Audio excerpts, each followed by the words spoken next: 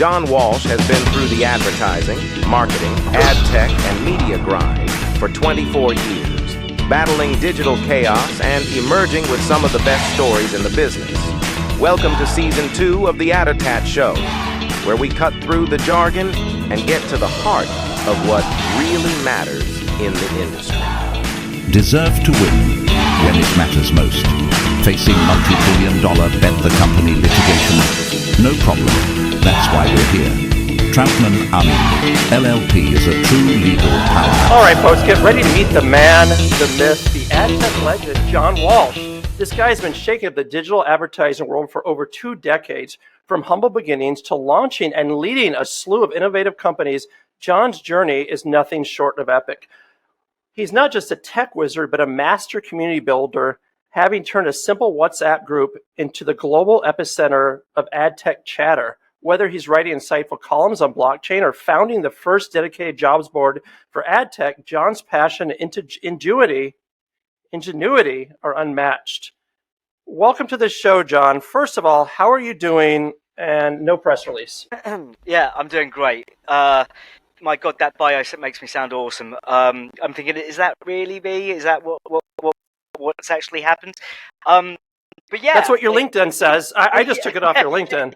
Yes, yeah, the man, the myth, the legend. That should be my strapline on there. Yeah, LinkedIn's a load of nonsense. I tend to not really trust a lot of what I see on there. But look, everything in the UK is fine. We could do with a bit of a better summer, is the honest truth. You speak to any British person right now, that's what they'll tell you. We seem to get 1 in 7 days of sunshine right now. So, yeah, I'd like more sunshine, please. So, you've been wrestling the digital ad demons for over 24 years now. Kudos for surviving the 3-ring circus. What's the wildest ride you've taken in this ad tech roller coaster? Yeah, it's been a real journey. What's really interesting is kind of looking back over it and seeing the growth, not the growth, but the change and the transformation from almost epoch to epoch throughout it. I think that, look, selling my first company when I was 31 and dealing with that acquisition and how these things can be so mismanaged. I think it's rare for me to see ones that are actually well managed. But I think that was a kind of a bit of a crazy time for me. And also, it wasn't just the acquisition, but I was kind of left, I was quite young. I was 31 years old. And I felt a bit rudderless afterwards, to be honest with you. And it took me quite a number of years, even as you kind of mentioned, like diving into this blockchain world and studying that for a while, and then even being a writer for one of the British financial newspapers about the topic. Like, I felt lost. I felt that the industry had also lost its way, and even looking at it now, there's still lots of issues that I struggle with the industry, and I think really, looking at how we can improve, how people can improve their businesses, and how we can actually talk about what's actually going on, rather than the kind of, again, as you alluded to, press release version of events. Are you still into blockchain? Are you still a proponent? No, I think blockchain's a load of nonsense. That's what my 10,000 hours kind of got me to. I think blockchain is a hope that can't be realized just simply down to the required level of decentralization, and companies don't really like to be decentralized because they want to make more money, and centralization works.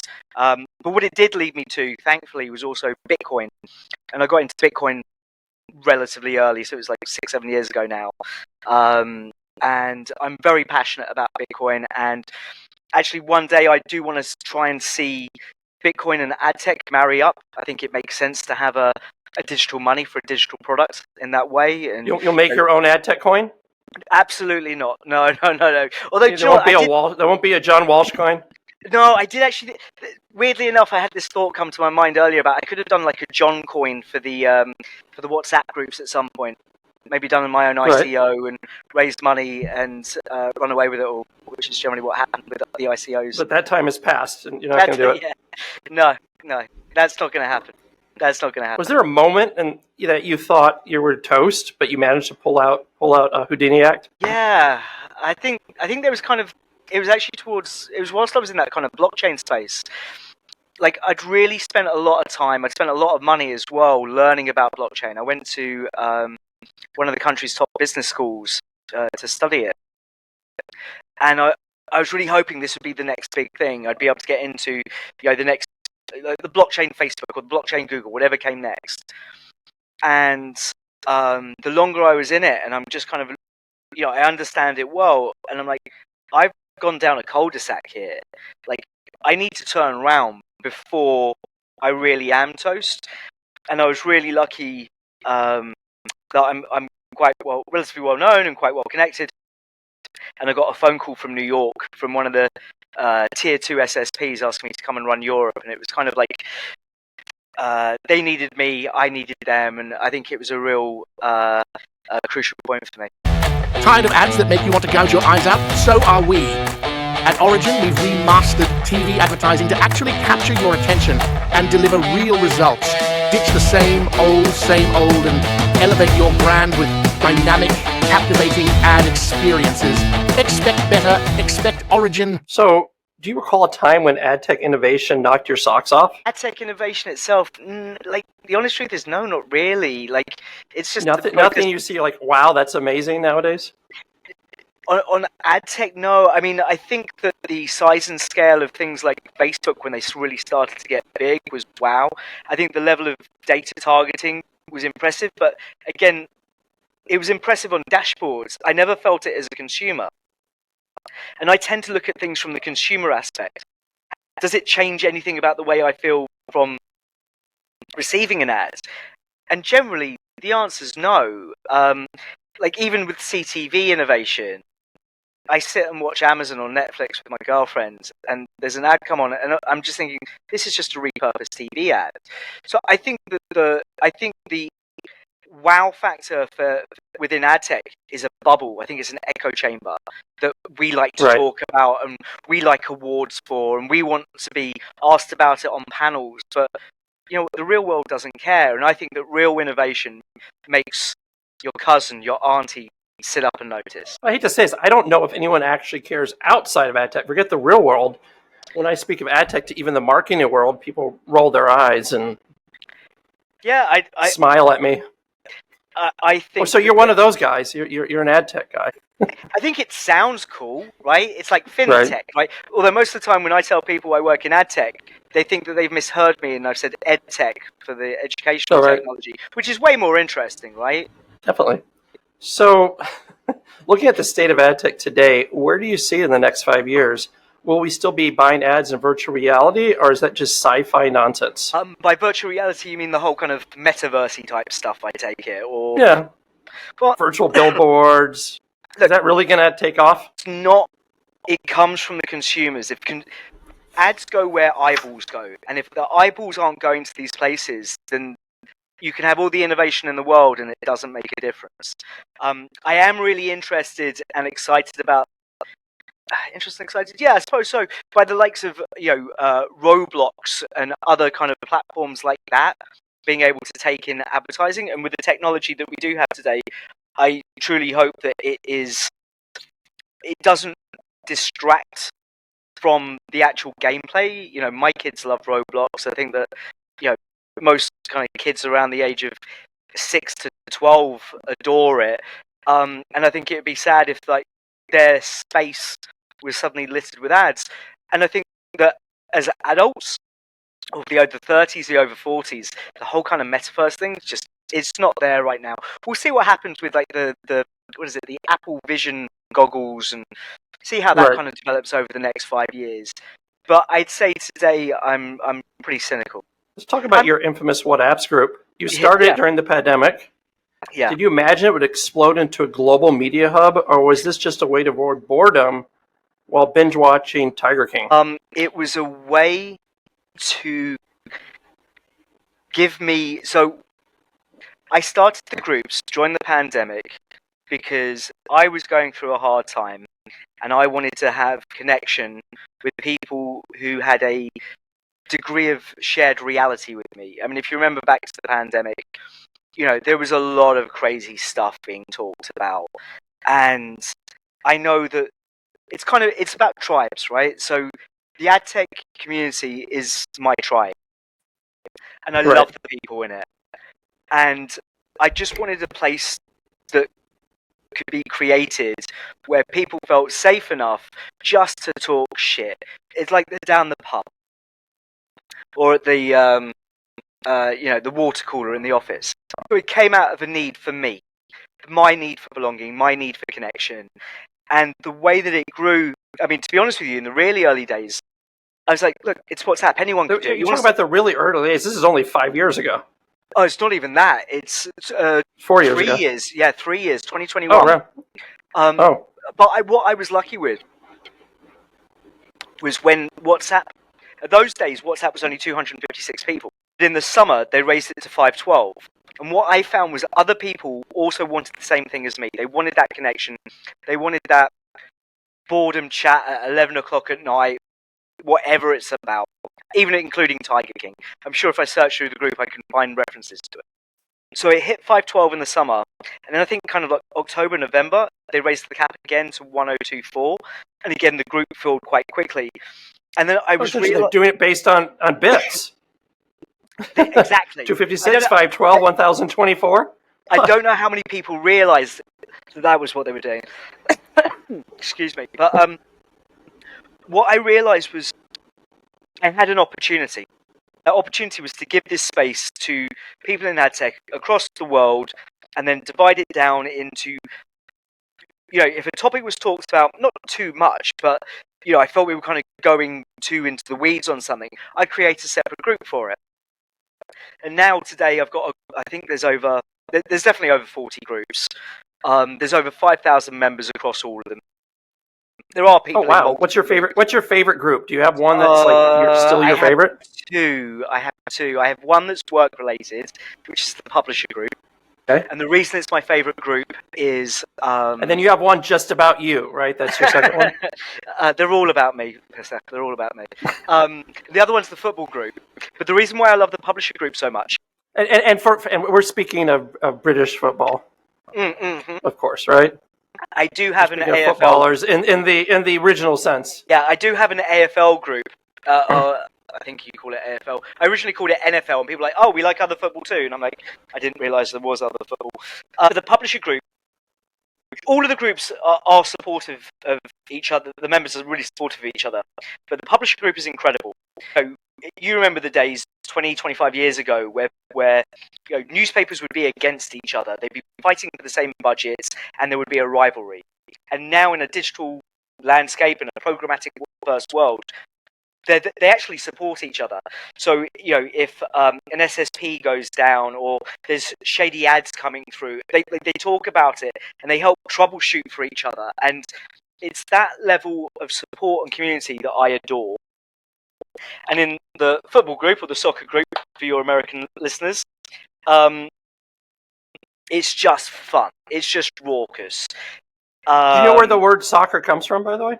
Association soccer. Right. Association football. Association football. Sorry, association football. People just call it the associates, and they go the sock. That's right. That's right. I remember. I think I heard that a while ago. Yeah. Thank you. It's the football group's just awesome. It's real characters. People just being themselves. It's a mixed group. It's not all men. There's women in there, and it's just football fans. And the tribalism is great. The banter is great. And so, the number one question you get asked is, "Who are you rooting for?" I'm an Arsenal fan for my club. Okay. Country is obviously England. However, I struggle with the national side. I spend so much money on my club, and there are players I don't like in the national side, so I find it hard to support. My partner's Hungarian, so I've got one foot in that camp. But for me, I really enjoy the sport, and it's a carnival atmosphere. And if you can ever go to like a World Cup or a European Championships, I'd really recommend it. It's amazing. And I hope to come out to the States at some point and go to, what do you call it, the MLS. I want to go to an MLS game. Yeah, MLS. So what do you think the funniest or most surprising thing that happened in the group? Did you have any like digital bar fights? Or pub fights? Sorry. Yes. Yeah, I won't go into details, to save the people. But I will tell you that I had to one night actually close the group, shut it down. You can do that where you stop Right. messages being sent. And I was just like, there was lots of I don't know whether this term translates in America, but effing and jeffing going on, as in swearing. Oh, okay. And But the ad tech world does have a lot of pissing competitions too, I think. oh yeah, like this just wasn't great. And I was at an event that night, and I came out of the event. I'm a bit drunk, and I'm suddenly like, I turn on my phone, and there's just like, I'm getting hit up with dozens of messages going, "You need to look in the global group. It's all kicking off." And I'm like, "Oh Christ, what have I got to deal with?" So I went in, deleted a load of stuff, and shut the group down. And it was the right thing to do. And but look, when you do things like this and you run communities like this, you're dealing with people. People are, by their very nature, how do I put it? You don't know what's going to happen next, right? Especially if a little bit of alcohol's involved. You know, we're up chatting at 11 o'clock, midnight, 1 o'clock in the morning sometimes on these groups. Friday nights, Saturday nights, things can get fruity, and occasionally, very rarely actually, do I have to step in. But yeah, it happens. I actually have a dedicated group just to talk about politics, not because I want an Adtech politics group, because I don't want it being talked about in any of the other groups about lefts and rights and Israel and Gaza and Brexit and Remain and all of this stuff. Like, I don't really care about any of that stuff. I love all the people. If you want to go and talk about that kind of stuff and go crazy in the politics group. So what do you think the key to engagement is? Is it bribing with cat memes or something else? The key to engagement, I think it's being genuine. I think it's being authentic. I also think there's a level of requirement for vulnerability as well. I think that people come in store and engage. You know, one of my most popular LinkedIn posts that I made in the last 3 to 6 months was just writing from the heart about a guy that I've got in the job seekers group who moved out of the Ukraine to Germany with his family, and he was working in Adtech. He's many years in Adtech, and he's moved to Germany, and like, he needs to put food on the table for his family, and I think he's had over 100 rejections, and I'm like, I just wanted to do a post for him, like, can anyone hire this guy? And I think that the level of just honest love that I have for this guy, I don't even know him, I've never met him in my life, and and I believe that we have a really strong community. I believe that we have a good community, and people want to help. And I saw lots of people kind of coming in, engaging with that, and trying to do something. And I genuinely look. We work in advertising. Ultimately, forget the technology. We work in advertising. We're not saving lives with what we do, right? We all get paid more than the national averages in our countries. We are not working that hard. None of us have got calluses on our hands from the work that we do. And I think that maybe there's something in that when there are real causes and there are real things that go wrong for people and they need support, I believe that the community is there to rally around. So how do you think having this group impacted your view of the ad tech industry? Well, it's given me more of a bird's eye view of what's going on. I'm the only person in every single group. I read most of what is going into the groups, and I find it very interesting. It's not just what's being talked about, but I can picture a jigsaw and see what's not being talked about, and I'll occasionally pipe up with things like that. I'll give you an example. One of the things that's been kind of whirring around my brain for the last few weeks is CTV Creative. That I just think that we've got this great interactive device, digital video ads, and most of it's just repurposed TV ads without any kind of thought. Oh yeah, 100%. And it kind of, so like, I'm starting to ask a few questions. In fact, I asked a question today in the CTV group about is it technically possible for a CTV ad to be bought and delivered by current technology that can give I don't know if you've seen Black Mirror Bandersnatch. It was kind of like the interactive. It's the only from Netflix. I saw it. I'm aware of it. Yeah. Like, could you buy a 2-minute ad that actually delivered that kind of experience for the consumer. Now that would be interesting. That would be something that the Cannes lions would eat up, and I think the consumers would do too. I don't think it should be on for every single ad break, but I think it would be a wow moment. And when you asked me at the beginning of the conversation about what wows me in ad tech, something like that, seeing companies, whether it's Hulu, whether it's Roku, whoever it might be, being able to deliver that to consumers where consumers enjoyed it. That would be the key thing. Was it a wow experience for them? Well, I've been asking forever, why aren't we skinning the players? That makes no sense. They used to skin things all the time for advertising. It's a simple way to do it. You just put another skin, download the new player. It has the ad in the skin. And no one can seem to answer why nobody is doing this. It seems like this simple thing to do. If Disney wants to have a car company that they want to be their main sponsor, it'd be this program is sponsored by this, and during the program it has a skin. It's like the simplest thing to do. Do you know what? We only do that over here on linear TV during the football. When there's multiple games going on at once, and it's almost like because UK TV is very different to American TV, but it's almost like the Fox News ticker, right, running at the bottom whilst the ads are on, which keeps you glued to the screen, right? Because you want to know if the goal's being scored.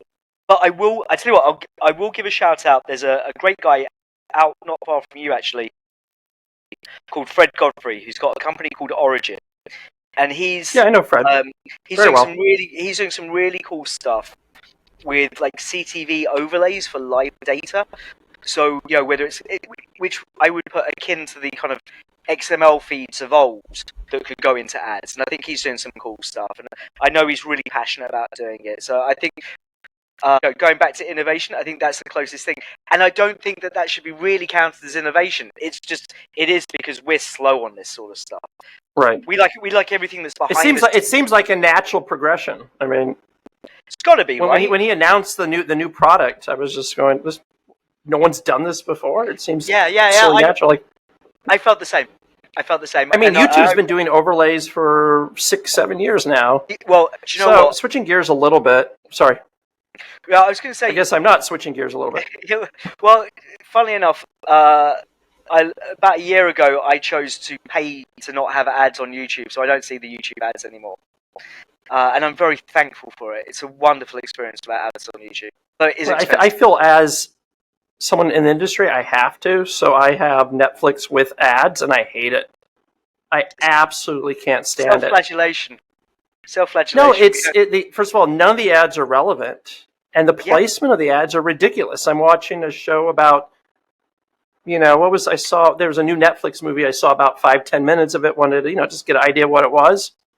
And I got an ad, I think it was for feminine hygiene products. And I'm thinking to myself, I registered as a male. I'm almost 50 years old. It's logged in data. Yeah, like why am I being given tampon ads? It makes absolutely no sense. Okay, so again, we'll try to switch gears now. Go for it. What's the most embarrassing moment of your life so far? We all have that one story that haunts us like a bad tattoo. Or is it a bad tattoo? No, I don't have any tattoos. I like tattoos, and I don't have any. Embarrassing moments. I don't know. I think professionally, I don't think I've ever really had that many professionally. Look, I'll tell you. I think because it's not embarrassing, but it was a mistake I made, and I learned a lot from it. And it was in my really early days being an entrepreneur. It's my first company, and I'll tell you, this is over 20 years ago. It was before YouTube, staying with YouTube. It's before YouTube got acquired by Google. And I had an agreement to represent YouTube in the UK. They've gone, yep, we're going to go with you. We're going to go with your company. Great.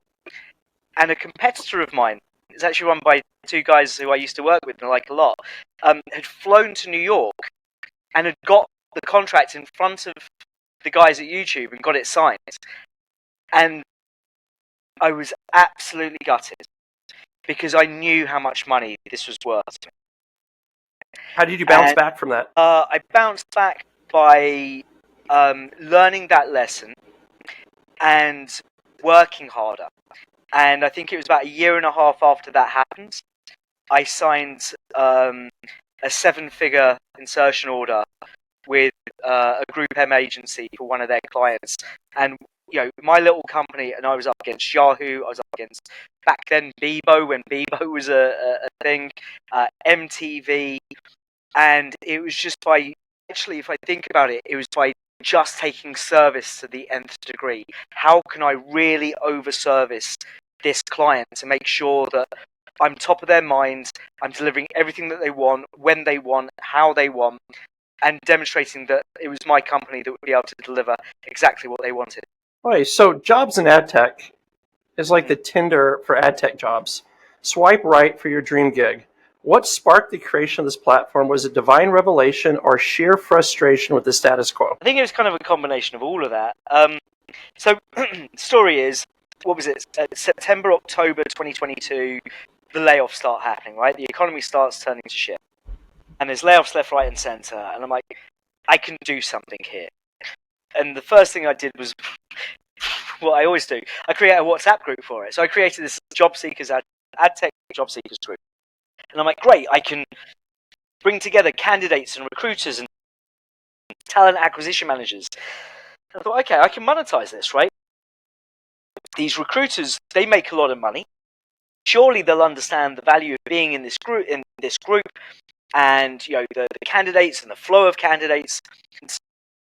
I was charging them like not a lot. I think it was like £100 a month to be there, and just so many of them said no to me. And I'm like, what's going on here? Why aren't they getting it? They're like, oh, we've got the data. We know everyone anyway. We've got the database.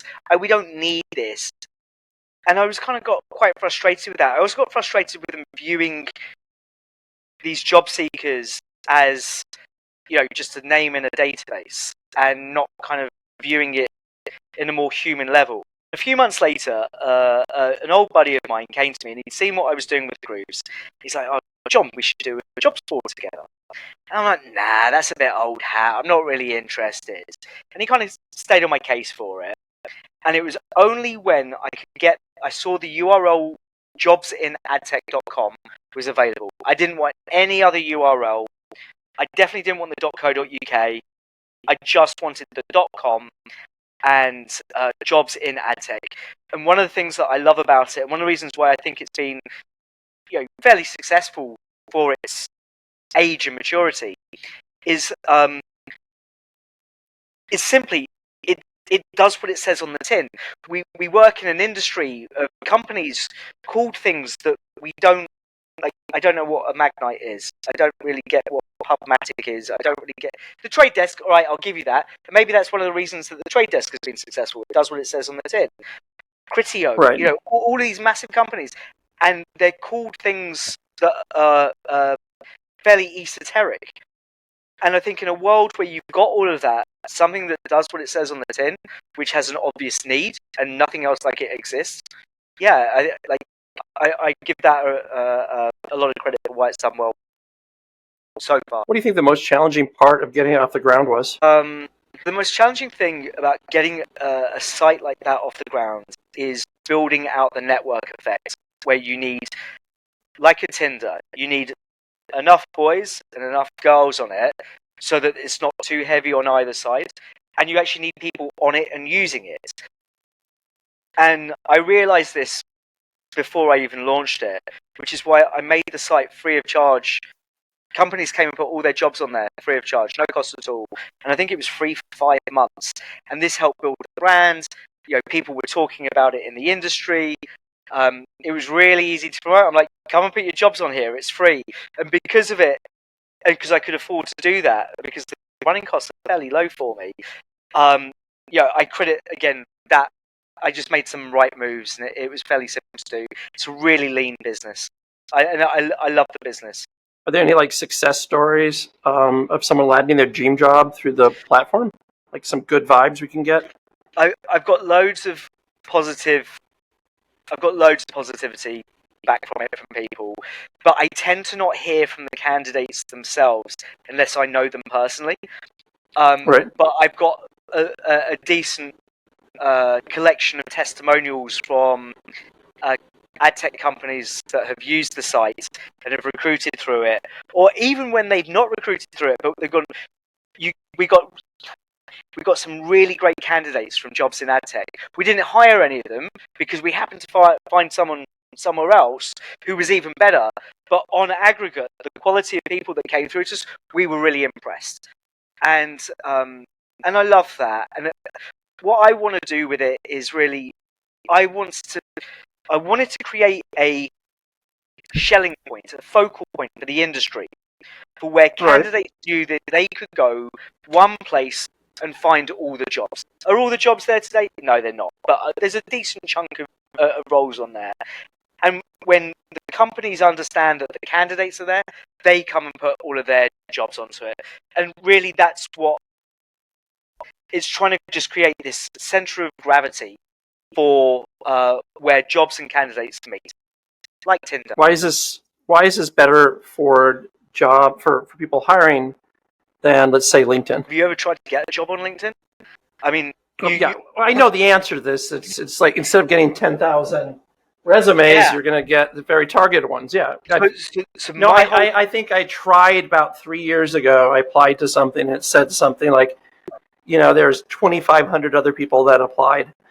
And how soul crushing is that to see that? Like, as a candidate, as a job seeker, it's like you straight away you feel you're never going to get any cut through with that. Right. I think for the company's perspective, they're not going to wade through 2,500 applications and resumes. The goal with jobs in Adtech is to give a smallish number, like right now, not even sub, but like 10, 5, 10, 15, 20 maximum candidates applying for a role, all of whom could get it, right? That's my goal. It's totally about, which is why I pay for no advertising for the site whatsoever. There's no traffic bought in. It's completely organic. Right. I use LinkedIn, I use the groups, and I do event sponsorship, things like the Trinity Lunch or Madfest. What's the craziest job posting you've seen? I can tell you, I don't know whether it's crazy, but I think it's the coolest. And I think it's for a company called Dumbstruck, and it's Director of Emotional Analytics. And it's the sort of job that I wish I was smart enough to do. And they're really finding it hard to get the right people. I mean, don't get me wrong, it's a niche role, but it's the sort, like, the company's crazy clever. And check them out, Dumbstruck Analytics, I think they're called. But if you Google that, you'll find them. They're still hiring. Go direct. I think I've still got a job ad live for them at the moment. But if I was smarter, it's the sort of job I'd want to do. And there's not many of those kind of roles that I go, yeah, that's what I'd want. I fancy that. I showed my partner, and she's like, oh, that looks really cool. I'd like to do that. And she doesn't work in AdTech. What advice would you have for job seekers in the AdTech industry looking to stand out? Is there a secret sauce to making recruiters swipe? There's no overnight way of doing it. No. It's about working on themselves and working on their career. It's about also being seen. I think it's really important to get out there, to network. I hate that term, but like, go to events, meet people, make friends, connect. Like, I think that AdTech, for me, it's really been a career. Like, I'll be in this until my retirement. I've been in it since I was 21, 22. And I think that despite my cynicism around a lot of the industry, I'm still highly passionate for it. And I want people to have that same level of curiosity and passion, and it stands out. And I think that when they if they get the opportunity to talk to recruiters or talk to hiring managers, to let that passion flow and to be heard with that. I think that's the key thing. I also think have a pretty-ish CV that's easy to read, that's easy on the eye, and make it 2 pages. And that's the other thing that I would advise. And also, do what you're doing. Do a podcast. Write a Substack. What do you think about the industry? Have opinions, have views. All the best people I know in the industry have views and opinions, and are also still willing to be wrong and learn. So, what do you think the biggest mistake people make on the resume is? You mentioned 2 pages. Why? Because no one wants to go. Because resumes these days often seem to be pitch decks with a lot of hyperbole and fluff in there. And I think if you can keep it tight, keep it short, let people know kind of who you are almost more than what you've done. And I think that should still be able to be expressed through your job history. Like, what did you achieve in that? Your title, you can't just trade on your title. And I also think that we live in an age where aesthetics are important, and our attention spans are short.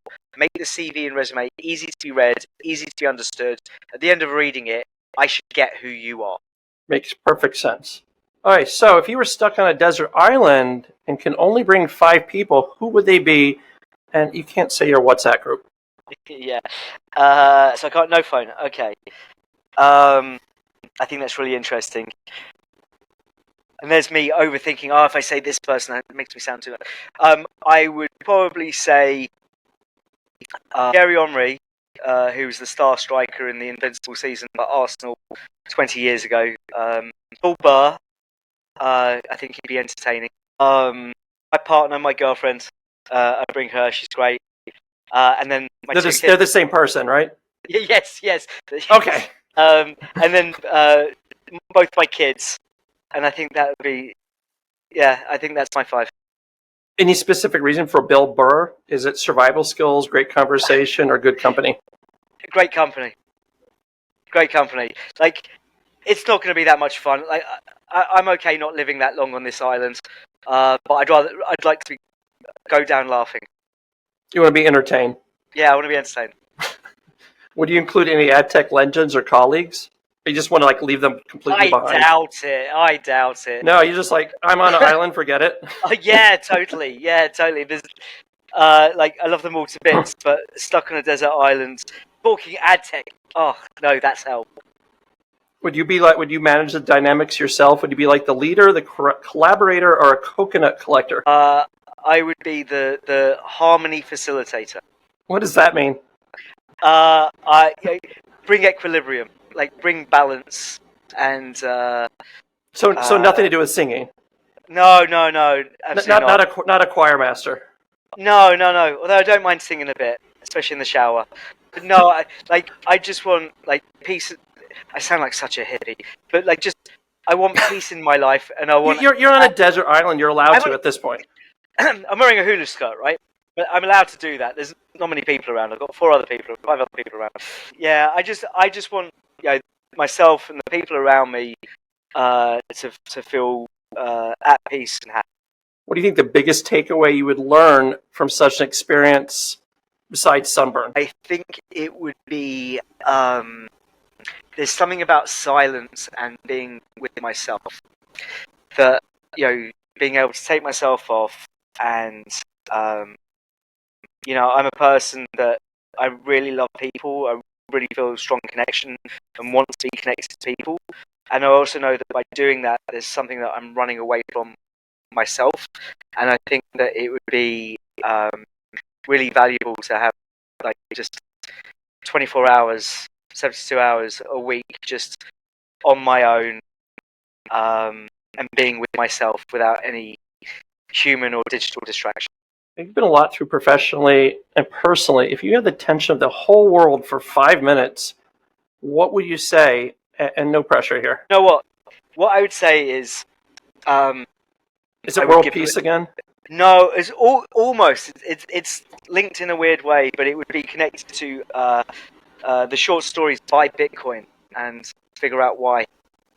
I think it's really important. I think it's the most important invention since the internal combustion engine, and I think it can help to reduce wars in this world. And only when you go down the rabbit hole really far do you understand why I said that. Otherwise, I sound like a crazy dude, and I understand that too. If I had it makes all my follow-up questions really hard at this point. I'm sorry. You're like, I'm sorry, but I'm being honest. It makes me sound like a conspiracy nut, but here, let's ask some serious questions about the industry next. Yeah, no, I get that. I apologize. What actions do you hope people will take after hearing this, besides buy more Bitcoin? Do you know what? I think the other thing is, like, I think that we just need to be more respectful and tolerant of differences and different views. I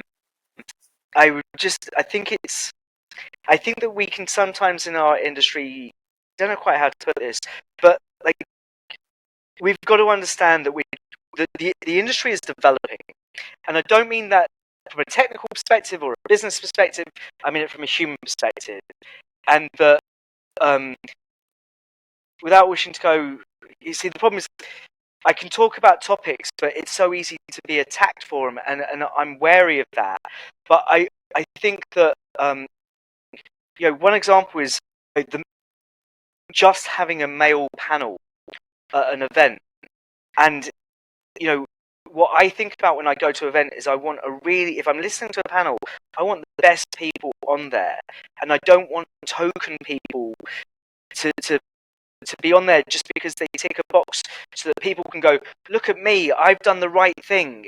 And I don't think that's any good for those people who are now on that panel and don't know as much as another person that could have been there. I just want people judged on like MLK, right? I want people judged on the content of the character and not on the color of the skin, and to paraphrase or to add to it, or by the type of genitals that they have. And I think that it's very hard if we put so much pressure on organizations that put on events that they have to try and hit this kind of a panel diversity. And it's not always possible. And I don't think especially it's in very specific topics where there's only 4 or 5 experts in the entire world. Yeah, totally. And I hate this. Is such a long topic that almost needs to be drawn out over a longer period to be discussed, because otherwise I sound like I could be accused of being sexist or racist or whatever, and that's just not the case. I just think common sense needs to prevail over where we are in the industry, and I think that things will look different in 10 years and they'll look different in 15 years. And society goes through changes, and the industry goes through the same changes. And all I'm asking is to not attack people for trying to do their best. Don't attribute to malice. Don't attribute something as malice, which is simply they're just trying to do their best. And I think that's what I'm trying to make. Yeah.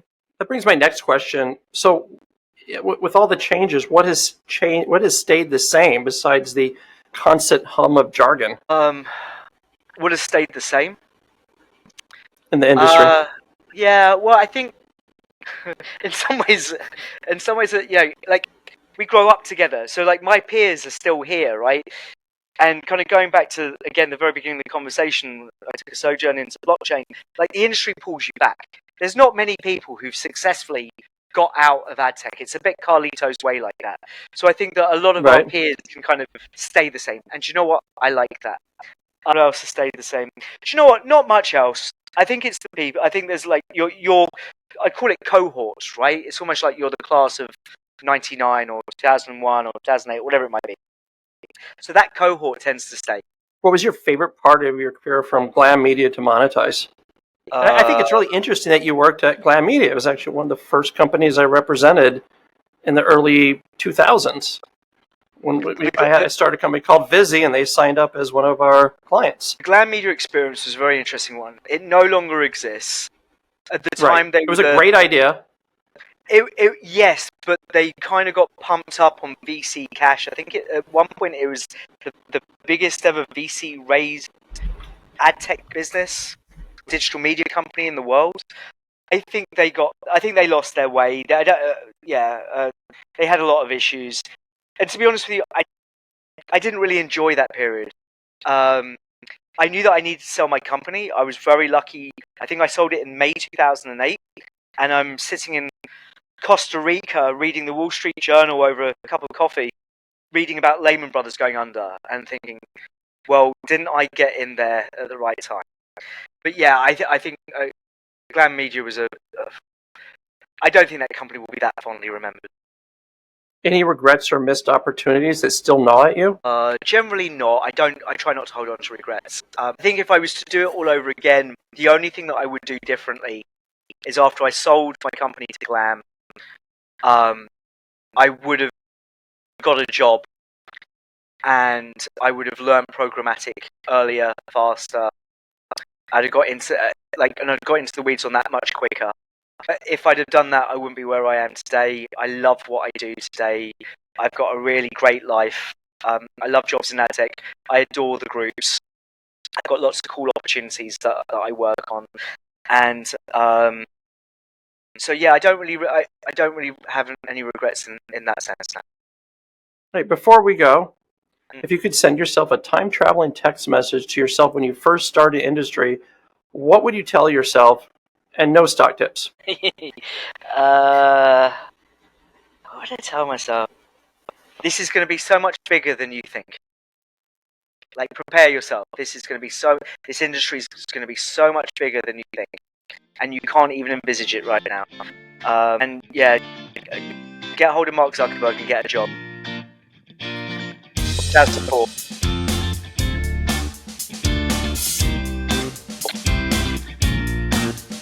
Thanks for hanging with us on the ADOTAT show. Jon Walsh gave us the lowdown on navigating the advertising, marketing, ad tech, and media jungles. 24 years, and still dodging the digital landmines. Before we wrap, a big shout out to our sponsors, Troutman Amin LLP, the legal maestros keeping ad disputes at bay, and Origin, the CTV innovators making your ads more engaging than a binge-worthy series. Check them out at originmedia.tv. Catch you next time. Same place, even sharper takes. And remember our motto, stay bold, stay curious, and know more than you did yesterday.